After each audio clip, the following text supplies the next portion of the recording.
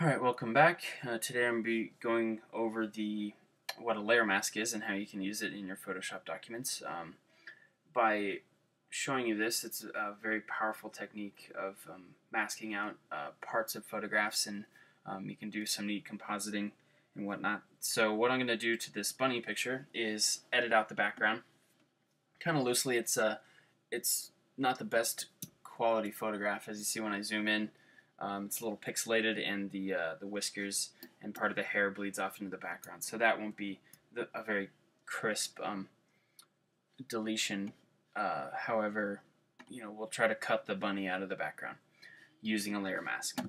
So by default, Photoshop opens JPEGs as backgrounds with them locked. In order to unlock them, just double click on the layer. We'll bring up this prompt. Just go ahead and click OK, and you notice the lock is gone on the layer. So now you can do things to it. I'm going to add a layer mask.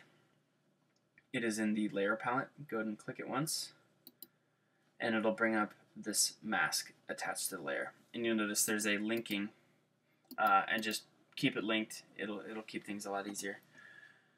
So what you can do to this layer mask is you can paint over it using black or white or any shade of gray. Absolute black will hide, and absolute white will show. So right now, white is the whole layer mask is white, which means that it is showing all of the photograph. And as I paint black, you'll see that these pixels are going away. And it's not quite like erasing, because if I made an error like this as I went over the ear, I did not mean to. You can paint white back over it to get your image back.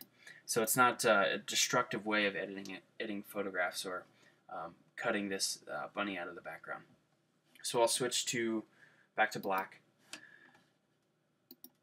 You can hit X on the keyboard to switch between foreground and background color, or you can click over here in the palette and switch them around. So I'm going to go ahead and paint black just kind of loosely around the bunny, and this is an effective way to get the background out of the photograph.